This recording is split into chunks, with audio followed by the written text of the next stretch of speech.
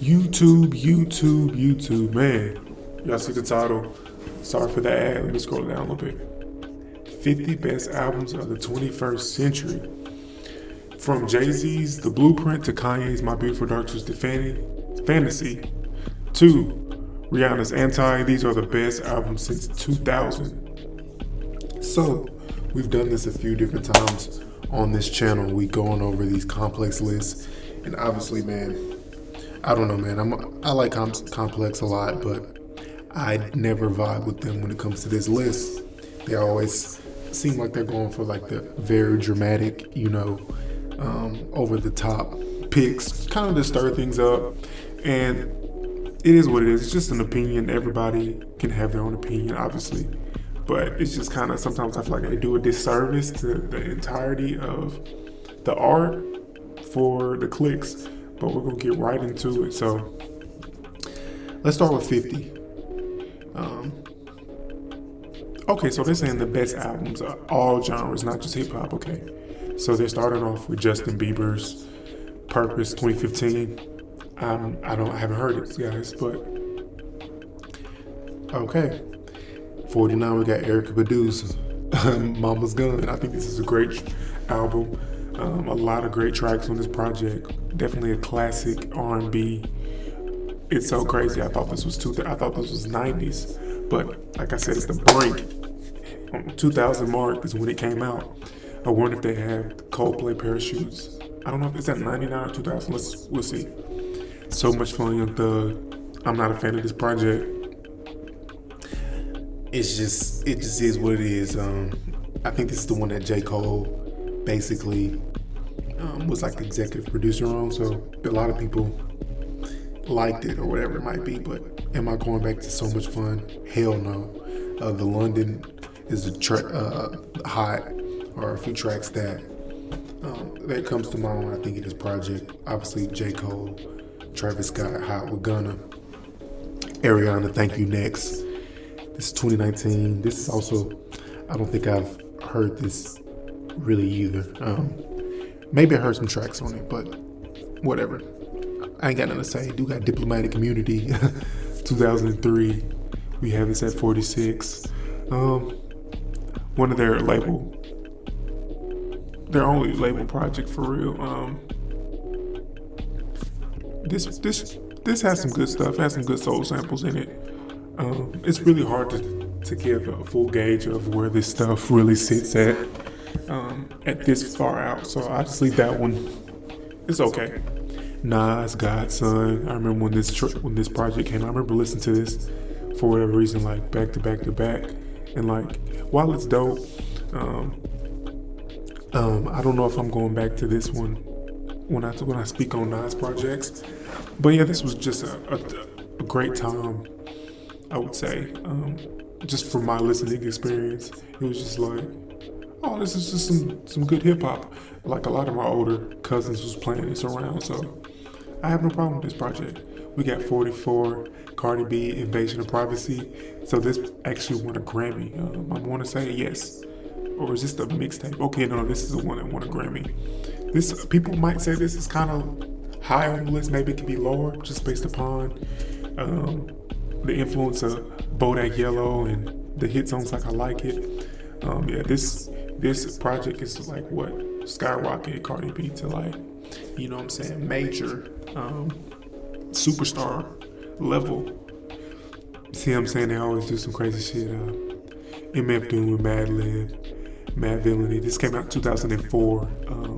We're getting old. We're getting really old, people. So yeah, this project, a lot of the great samples and beats and rhymes was super duper like influential to like the new generation of underground hip hop. You got guys like Russ Sweatshirt, who I think are super duper influenced by like this style, and me too. Like, I love the production. I love how he's rapping over this too, man. Like, this is a great project. I think it should be closer to one, in my opinion. Maybe it's top 20. We'll see. Then we got T.I. Trap Music, another great project, man.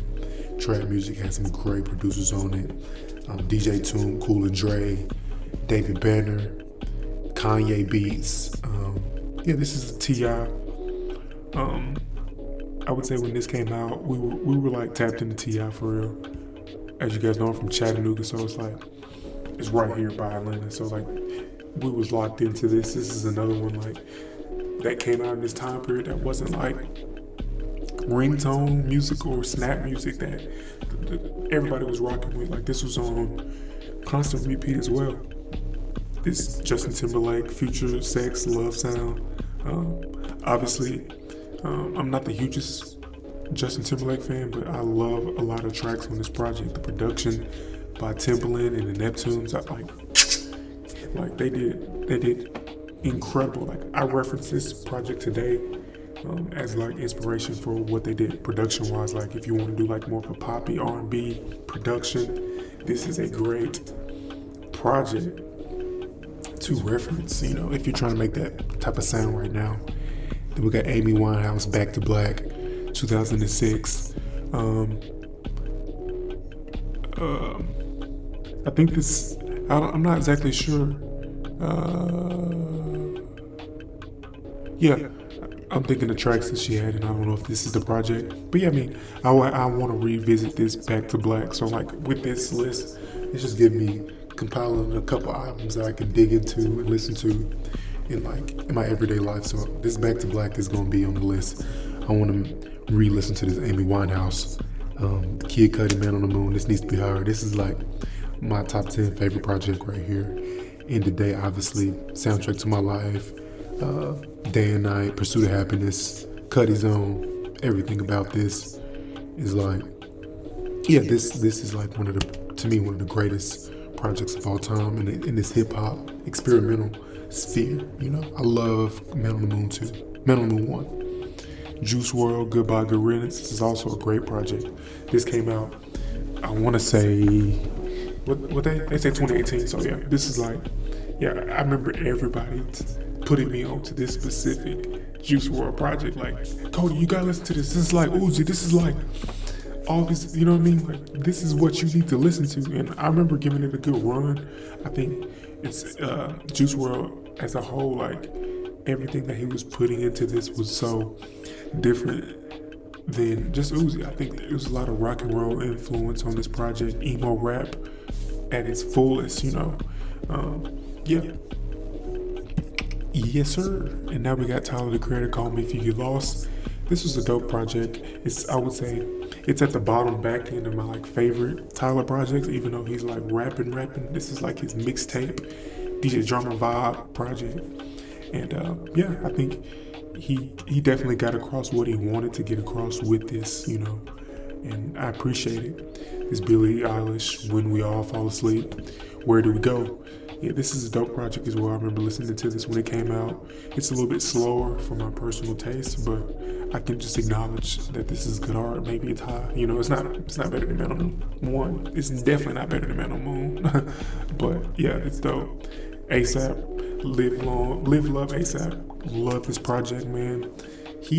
This is like quintessentially what I want in like my hip hop. Somebody it's like a gumbo. It's all these different styles of music put onto one project. To me, he captured kind of what this new generation, what I thought this new wave would be. Just like every track is a whole different vibe. Like going rock, going soul, going pop, dance, hardcore hip hop. And I feel like he did a great job experimenting. Like, this is my favorite. Obviously, this is the best ASAP project. So, yes, sir. Usher, Confessions, great project, way higher than 34. This is a top 10 project. Definitely from that time period on, from 2000 on, this, you don't get nothing as good as this. Like, there's not a better R&B project. Maybe a Frank Ocean, Blonde, or Nostalgia Ultra, but even those is like neck and neck with this, in my honest opinion. Like, Usher was ahead of his time. It had the slow cuts, it had the pop songs. Everything about this Usher Confessions was perfect. This was a no skips project this is like I would say like the last R&B like project I can think of that like everybody widespread just loved. So Usher Confessions. Wow. Kendrick Lamar, Typical Butterfly, 2015. They have this higher than I thought complex will have it, but I'm not mad at it based upon like how I vibe with it and listen to it. It's so packed with just so much storytelling, different ideas, struggle, fame, identity, all of this wrapped into, you know what I mean, a soulful project. Like, I like Kendrick in this pocket. This isn't my favorite. It's probably my top 3 Kendrick, but I love what he was able to get across, like the message he was able to get across with producing this project. Like, this is like, when this came out, oh yeah, he's legendary status. After this came out, you had Good Kid, obviously Section 80, and then this is like, oh yeah, he's up there with the GOATs when this came out, for sure.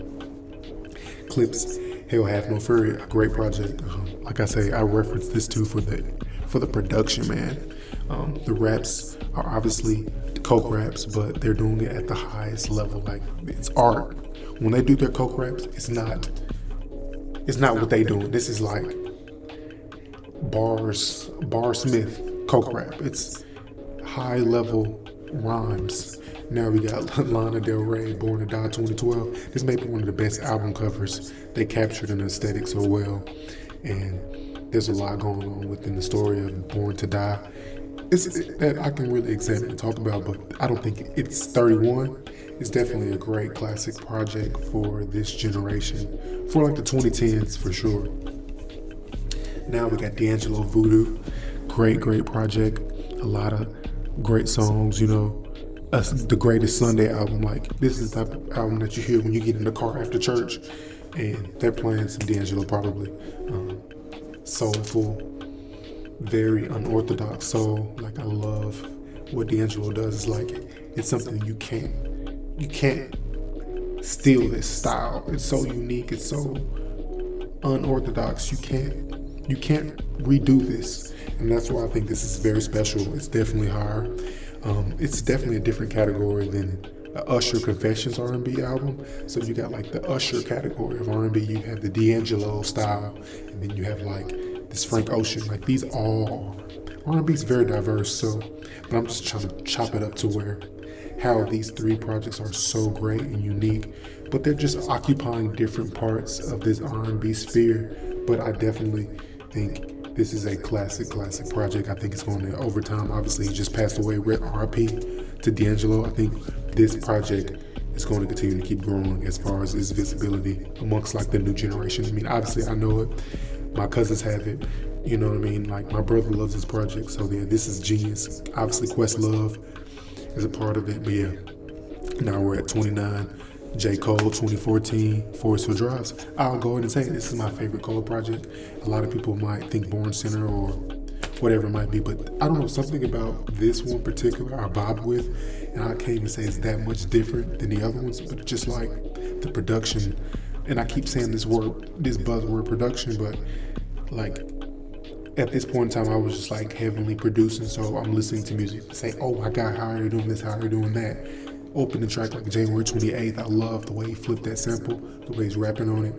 A lot of different things that he's doing with this project kind of I vibe with on a Cole level, because realistically I don't really vibe with Cole. So for this one to be as powerful as it was for me means that it's my favorite, you know what I mean? Like, it does have re-listenable value. Like, I have this on DVD, CD, so I supported this one. So yeah, this is my favorite Cole project. It's fair. 29 is fair. Jay-Z, the Black Album, great project. I'm using my buzzword production. I was like, you got Just Blaze, Kanye West, Pharrell, Rick Rubin. I feel like Jay-Z really locked in with doing something kind of different for that time period and giving like a professional, updated, soul, like rocky, you know what I mean, rockish type of production with this. Like, he really put his foot forward into doing something different.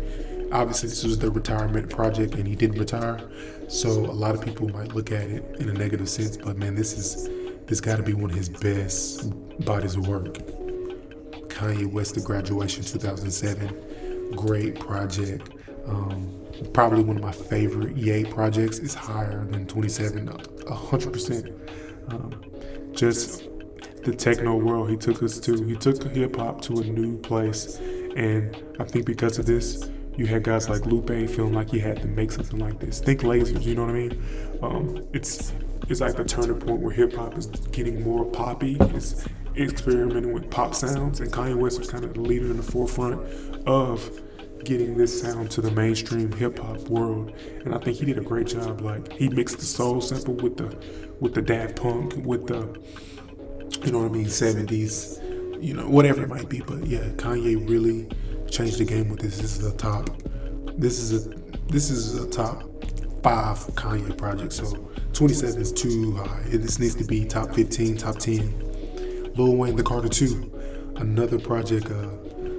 This Carter 2 by Lil Wayne, man, it's so good. You know, like, my favorite song is Shooter with Robin Thicke. Like, that just time period of Wayne, I don't think exists, and it's fine. You know, it's called growth and maybe deterioration, but Wayne, the pocket he was in as an MC, as an artist, is just kind of can't really be fucked with at this point in time. This is like peak Wayne for a lot of people. Carter 2, Carter 3 is peak Wayne, and he just really blacked out as far as being a professional artist, right? Like, this was his most professional project.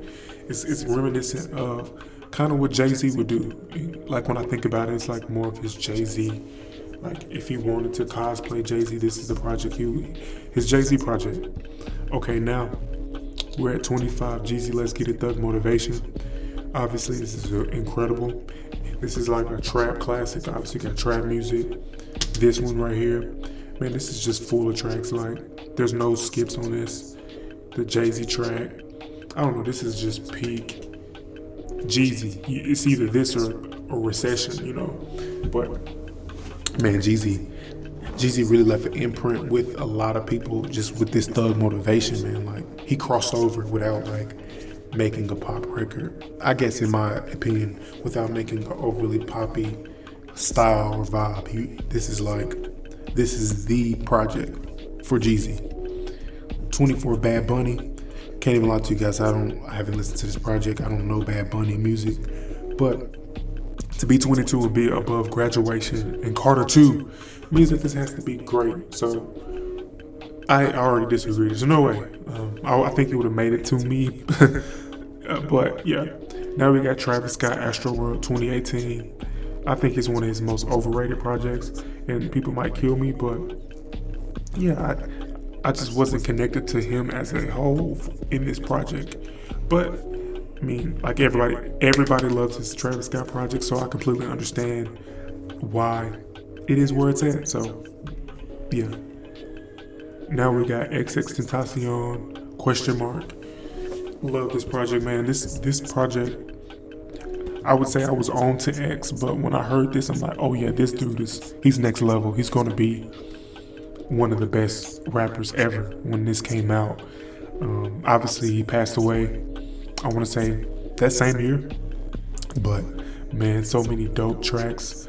He really took SoundCloud rap to a professional level. Like, he was able to do something big with where he was at as an artist, like to where the GOATs, the you know what I mean, like the Kendricks, the Drakes had to take notice and say, this dude right here is really changing the game.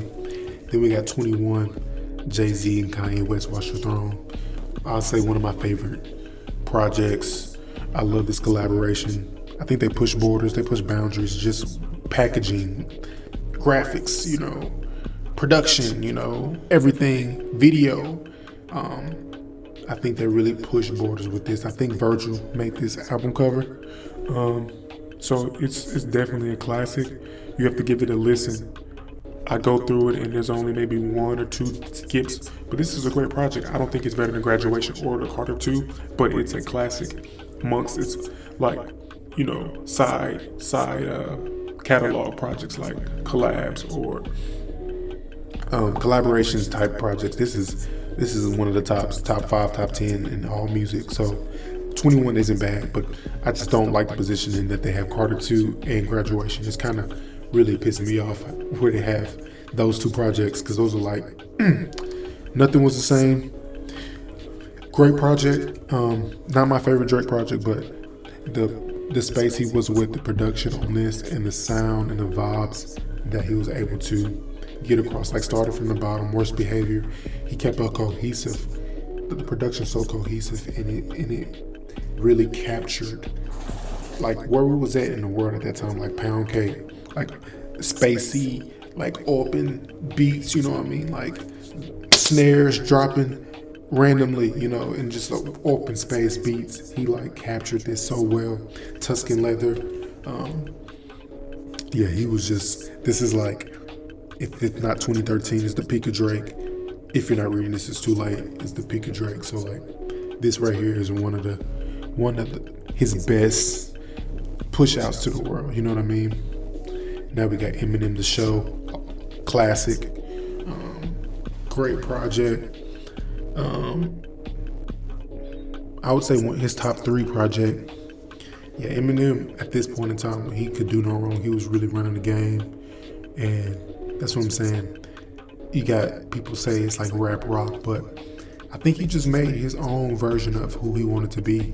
You could tell his influences of what he was listening to, but he just put out such an organic piece of work. Like no matter where you was at in the world, you could appreciate kind of what he was talking about. He gave a different perspective of white America, I guess. But man, Eminem, this is when he was the most relatable at this point in time. Ghostface Killer, Supreme Clientele, classic project. I feel like it's a hype beast selection by them, but definitely one of the best solo projects to come out of the Wu. Yeah, like for me, production is high on. Obviously, you gotta have the bars if you're an MC like this guy. He had the bars, but for these classic projects, it has to be just a perfect marriage of bars and production. And I think they hit the mark. Him and RZA was in this pocket to make the Supreme Clientele, and it's definitely a historical moment. Like if you're getting into hip hop, this might be the top 10 to 15 projects you gotta tune into to kind of tell the story of what hip hop is. So I'm not mad at that 18. It could potentially be higher, top 15. But we're all talking about all genres, so that kind of changes it up. We got Beyonce Lemonade. This was super duper. That's my favorite word, super duper. This was very big at the time, obviously. Speaking on Jay-Z's situation, speaking on the relationship, kind of put this thing to its own level. Beyonce, I heard this because, we around them. So I heard this project a lot. I got to just think about it and understanding what was going on with this Lemonade. You get 444 with Jay-Z. So yeah, I don't have too much to say about it. I would just say based upon the hit songs and the songs that I heard, I can understand why it holds so much significance. But yeah, slightly high, I don't know, slightly high. SZA, SOS. This came out in 2022. I don't know why it feels like it's so much longer than that, but this is definitely a genre redefining project. It's more alternative R&B for me, alternative pop R&B, and that's kind of where it splits the line between these genres and basically an understanding of why we like these songs and why we don't. SZA as a whole, obviously, I think her influences is everything. Like I think she loves hip hop, pop, R&B. Soul music, folk, all that. So seeing this woman being able to uniquely be herself, like they're saying, this is a suburban black woman album, and I think that's who she is. I think this album definitely has bangers that kind of transcends just the normal R&B. So this might be one of SZA's best works. But I also heard her Control project, which I love it. So for her mainstream projects, I'm not mad at it. At being high, Playboy Cardi, Whole Lotta Red. I think Dial It is better, in my honest opinion. But I get it, they love, Complex News loves Playboy Cardi. And it's like, it's weird, but I like Playboy Cardi projects, but man, this is high. We have Whole Lotta Red over Graduation and Carter 2. Are we serious? You know what I mean? Are we really serious about what are we doing? What are we doing? It's not bad. This is like 30 to 40 in my honest opinion. It's not. No. Never.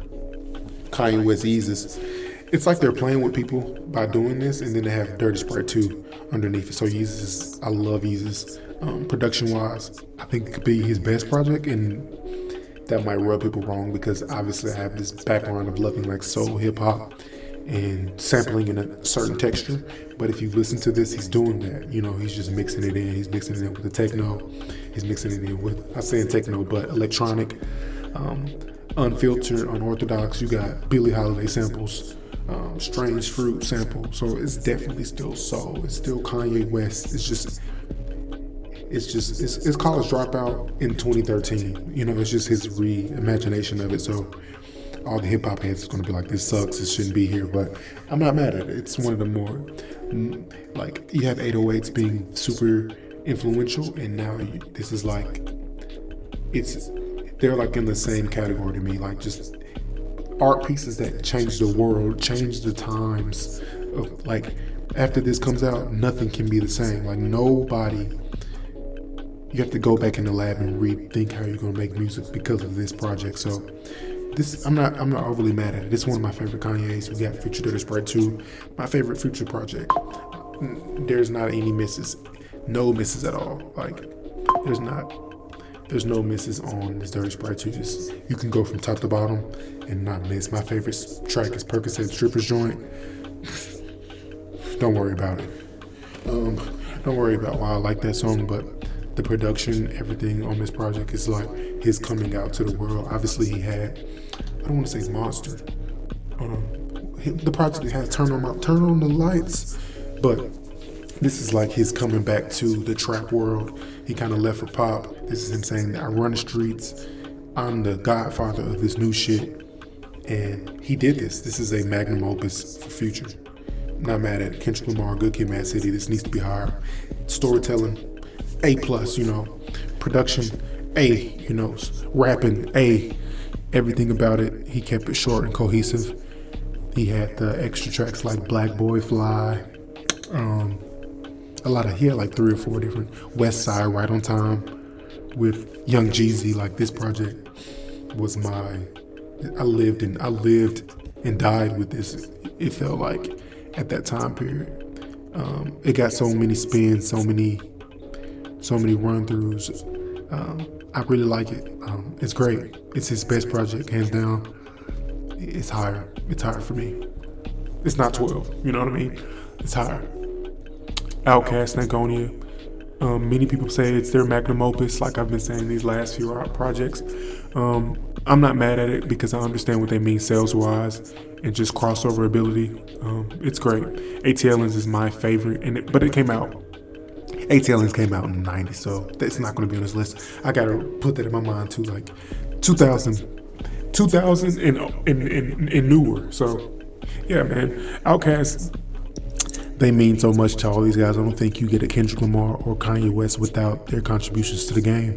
So obviously, So Fresh and So Clean. You got Bombs Over Baghdad, one of the greatest tracks in hip hop history. So man, these boys, man, these dudes from Atlanta, they really changed the game and still doing it today. Like, my biggest influence is Andre 3000. Love what he does. Love what he does. The Weeknd, House of Balloons, 10 over.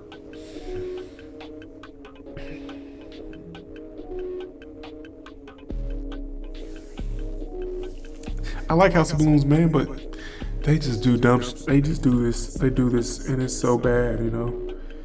It's like the order of this is so stupid. It's so stupid.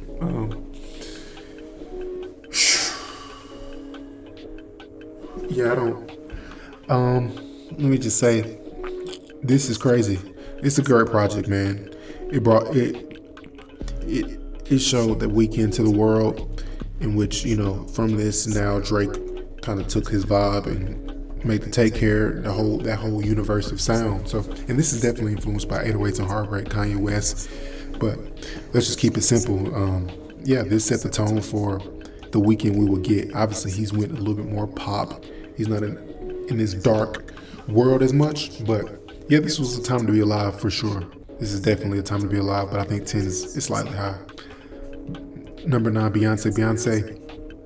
I definitely heard tracks on this, but I'm just not into this type of stuff, to be honest. I don't really listen to it. Like I kind of said about Lemonade, I just kind of hear like the main tracks. I don't not listen from the top to the bottom, so I can't give you an honest look into why this shouldn't be here or it does. So Beyonce number 9, Frank Ocean Blonde, incredible.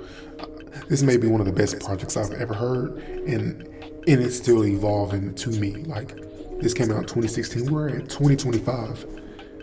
I feel like I haven't listened to this in its entirety. The songs that I have listened to is so good. Let me just be honest. I've listened to it all in its entirety, but like Locked In, songs like Nights, songs like Solo. Man, this dude is he's just special. Like his writing ability, his ear for music, kind of to me sets him apart from a huge majority of his contemporaries. I think he's better than The Weeknd, and I think this project right here, man, I'm just blown away by it each and every single day, hearing new different pieces of it. I'm just blown away where he's at musically to make this, and this one, it's deserving of its spot. It can be higher, but I'm not mad at it. Drake, Take Care, 2011. Like I was just saying, it kind of took a little steam from that Weeknd and then moved it this way, and he was able to put his own inspirations on top of it. That's what the greats do. But I definitely think Take Care is one of his magnum opuses, and people definitely going to reference this when they reference Drake. This is like his College Dropout, if I could make a comparison. But it's definitely has some tracks that I like and don't like on here, but I'm not mad at it. Drake he's a great artist, and this one is like one of the projects that definitely tells a story of who he was at that point in time. Number 6, Kendrick Lamar, Damn. I hate this one. I like the album, but I hate where it's at. It's not better than, it's his third. This isn't better than Good Kid or To Be a Butterfly. Complex does this on purpose, and it's very annoying. I don't want to shit on Damn because I liked it and I enjoyed it, but man, this isn't better than Stankonia. This isn't better than Carter 2. This isn't better than Graduation. This isn't better than Blonde. This is his third best project. So my favorite tracks is like, obviously, I like DNA. I like XXX. Yeah. I'm more upset about its placing than I am about the project. The project's good. I'm not going to shit on it. I definitely think Complex, man. Goodness gracious. Number 5, we got Marshall Mathers LP. Yeah, it's the project that I would say I live with the most from Eminem. Like, yeah, I'm gonna show y'all my age. I got this when the original Xbox came out. Put this CD in there, man. I played this every day while playing the game. I don't even know what games I was playing. Was it Xbox 360 or Xbox original? I think it was one of them two. It might have been the original, but this project got so many spins, man. I probably listened to this more than any. This is top 10 most listened to projects. Eminem at this point was still writing his story to this legendary. I think at this point he was already a legend. I'm gonna say this: when Marshall Mathers came out, he had cemented himself as a legend. I think Kendrick Lamar did it on his third project. I think Eminem did this on his second project with this project right here. Number 4, Rihanna, Anti. I'm not mad at it. It has a lot of great tracks on it. I haven't listened to it from top to bottom, but it's been so good that she hasn't had to drop since. We're about to be at 10 years, and you know what I mean? And no more drops. Okay. Now we're at Jay-Z, The Blueprint. I'll say this is my top 5 Jay-Z project. When this came out is obviously right after 9/11. So yeah, he had a different run, a different perspective. Obviously we had the death of everybody, and he kind of just ran the game at this point. But like I said, it's way higher than I would put it on my personal list. But amongst the Jay-Z fan community, this is, I would say, everybody's going to put this in their top 3 to 5. So it is what it is. Number 2, 50 Cent, Get Rich or Die Trying. I love this project. it's like the Eminem. I had the Eminem Marshall Mathers. Or no, I had this project with another Eminem project at the same time. But listen to this every day. I had the bootleg version. I had the real version. Eminem and 50 Cent changed the game. Like, nobody had a bigger run than 50 Cent at this time. I can't think of a more stellar year that an artist just took over the game like 50 Cent did with this Get Rich or Die Trying. Like, the hits, the storytelling, the narrative around that project, they pushed this perfectly. Like, 50 Cent was a star of all stars for this project. And in my personal list, I can't be mad at this. I love what this project was able to do, but I do think there's better music on this list. But obviously it's not my list, it's complex. Let's get to number one. I just want to say thank y'all so much for watching, man. Like this video, subscribe to the channel. Let's get to number one. Kanye West, My Beautiful Dark Twisted Fantasy. The way I feel about this is I'm not mad about it. I think Good Kid, Mad-City, and Kanye West, I would say, are the two ones that I would have at number one. But yeah, this project, man, it's Kanye West, like, coming back to where people want him to be. You have Yeezus, and you have 808s and Heartbreaks, and then we get back to Kanye making a more traditional hip hop sound. Obviously, this is full of maximalism. This is maximalist Kanye at its best, All the features, he had Monster, like this, no skips. Maybe we can debate if Hell of a Life or Lost in the World, if you want to skip those tracks, but man, Kid Cudi, gorgeous. We got Soul Paul, and just overall, he really tore the game up producing this project. I'm not mad at it, but I just think Complex gets on my nerves, so it might come off that way. But yeah, man, yay. Devil in a New Dress, I Said Monster. This really signaled Kanye West kind of getting back on track, and many people think this could be like what he does now. Like, obviously, he's been on a journey, and while everybody's kind of tempted to see where he goes, I think he kind of brings it back home with something like this, more traditional, not so experimental, something that the hip hop diehards can love and accept. But to end this list, I'm gonna say thank you guys for watching. Shout out to Complex for making this list every year, making a list that can get people upset and mad and talking. And like I said, thank y'all again for watching. I'll see y'all on the next one, folks. We're out.